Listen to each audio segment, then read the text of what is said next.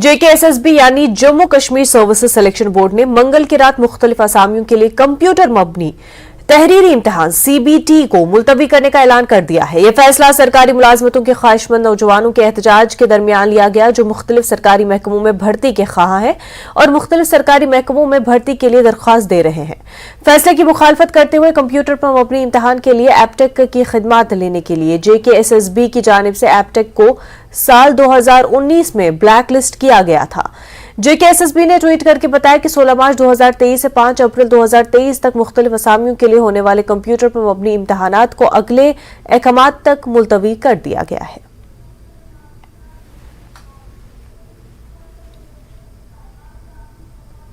वहीं DPAP के सदर गुलाम नबी आजाद ने JKSSB की जानिब से कंप्यूटर पर मबनी इम्तिहान मुलतवी करने का खैर मकदम किया। उन्होंने ट्वीट करके JKSSB के उम्मीदवारों को मुबारकबाद दी। आजाद ने लिखा है कि नौजवानों के लिए मेरे दरवाजे हमेशा खुले हैं। मैं आपके बेहतर और महफूज मुस्तकबिल के लिए लड़ता रहूंगा। गुलाम नबी आजाद ने मामले की संगीनी को समझने पर LG इंतजामिया का शुक्रिया अदा किया।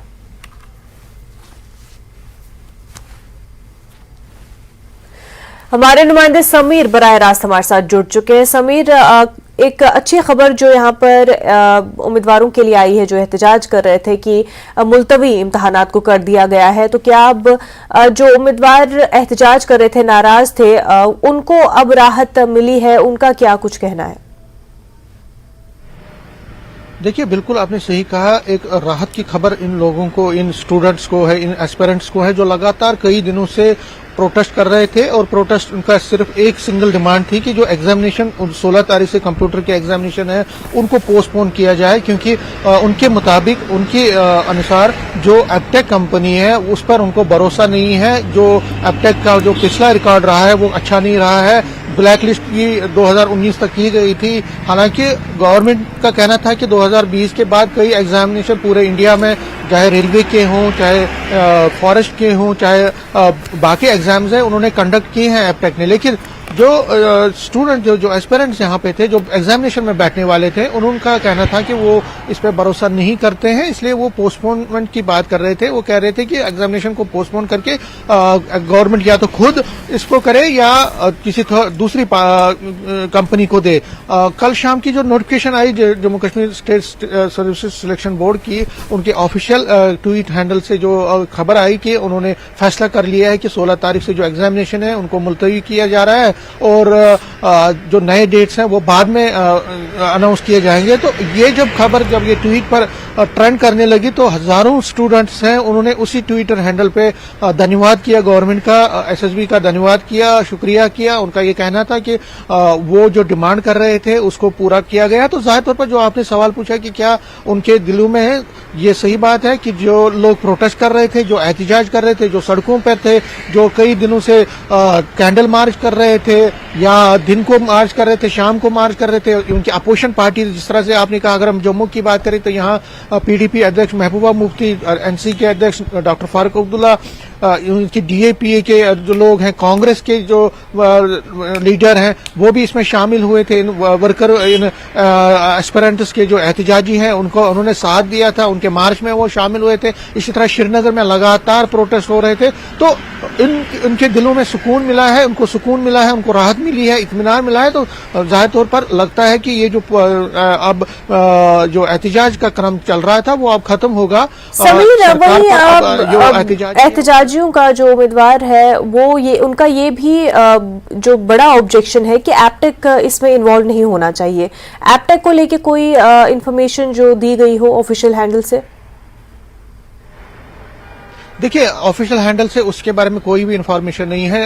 एपटेक का जो मसला है आपको पता ही होगा कि वो कोर्ट में भी है, उस पर भी कार्रवाई, वहां पे उस पर काम, मतलब उस पर समाज चल रही है, उस पर वहां कोर्ट में ये जो मसला है, तो उस पर अभी सरकार क्या फैसला लेने वाली है। लेकिन जो लगता है, जो सोर्सेज से पता चला है कि जो एपटेक कंपनी है उसके कॉन्ट्रैक्ट को हो सकता है सरकार कैंसिल करके नई कोई व्यवस्था करेगी, नया कोई अरेंजमेंट करेगी, ताकि इनके जो एग्जाम एग्जामिनेशन है जिसमें हजारों की तादाद में जो बच्चे हैं उनको बैठना था, उनके लिए कोई व्यवस्था की जाएगी। सरकार अपने तरीके से भी इसको कंडक्ट कर सकती है, कोई कंपनी या थर्ड पार्टी को ना देके खुद ही वो इस पर कर सकती है। ये भी एक ऑप्शन है सरकार के पास। तो सरकार के पास ऑप्शन बहुत होते हैं और वो ऑप्शन कौन सा अब इस्तेमाल करती है, क्या वो खुद इस एग्जामिनेशन को कंडक्ट करवाएगी या कोई नई कंपनी को हायर करेगी इनका एग्जामिनेशन को कंडक्ट करवाने के लिए, क्योंकि एक लंबा है, बहुत सारे लोग बच्चे जो हैं इसमें बैठने वाले हैं। तो क्या व्यवस्था रहेगी वो आगे वाले दिनों में पता चलेगा। लेकिन एप्टेक कंपनी का क्या होगा उस पर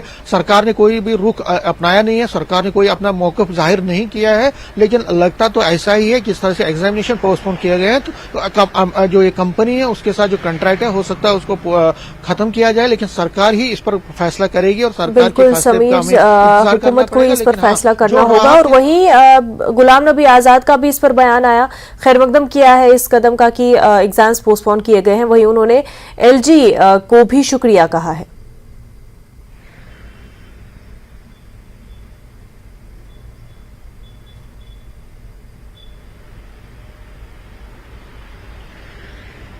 जी, आपने सही कहा कि गुलाम नबी आजाद जो हैं उन्होंने अपने ट्वीट पे इनको शुक्रिया कहा है, एलजी को धन्यवाद कहा है। और गुलाम नबी आजाद का उनके लीडरान का कहना है कि न सिर्फ जम्मू में बल्कि दिल्ली में भी वो इस पर बात कर चुके हैं। जो हायर अथॉरिटीज हैं सेंटर में उनके साथ बात की है, यहाँ पे भी उनके लोग हैं। लेकिन सिर्फ गुलाम नबी आजाद नहीं बल्कि अपोजिशन के साथ साथ जो बीजेपी के लीडर हैं, अगर आप कल की बात करें तो रविंदर रैना जो बीजेपी के स्टेट प्रेसिडेंट है, जे.एन.के यूटी के प्रेसिडेंट है, उनका कल घेराव भी किया गया था। उन्होंने उधर भी कहा था कि वो बात कर रहे हैं, वो उनके साथ हैं, जो एसएसबी एस्पिरेंट्स हैं जो एग्जामिनेशन में बैठने वाले हैं, जो एहतजाज कर रहे हैं, बीजेपी भी इनके साथ है। और जब बीजेपी लीडरान के साथ हमने बात की, सभी लोग यही कह रहे थे कि एप्टेक कंपनी के साथ जो कॉन्ट्रैक्ट है उसको खत्म किया जाना चाहिए, क्योंकि जो एस्पिरेंट्स है वो यही मांग कर रहे हैं। तो बीजेपी ने भी अपनी राहत की सांस ली है, क्योंकि अगर ये लंबा एहतजाज हो जाता, एहतजाज लंबा खिंच जाता तो बीजेपी को इससे सियासी नुकसान भी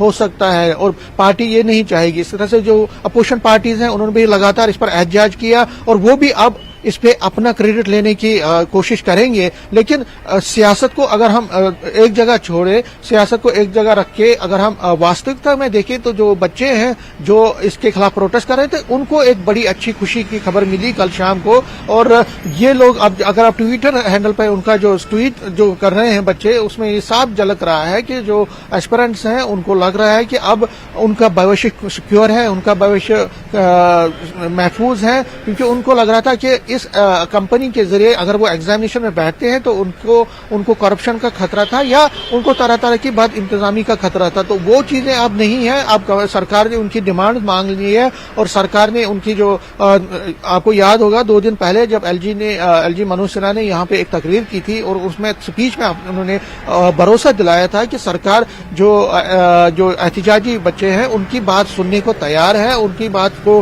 हम गौर कर रहे हैं। और उन्होंने इनको ये भी सलाह दी थी कि वो सड़क पे ना आए, कैंडल मार्च ना करें, किसी के बहकावे में ना आए। तो उसके बाद कल शाम का जो ये फैसला है ये एक अच्छा खुशामद बात हुई है।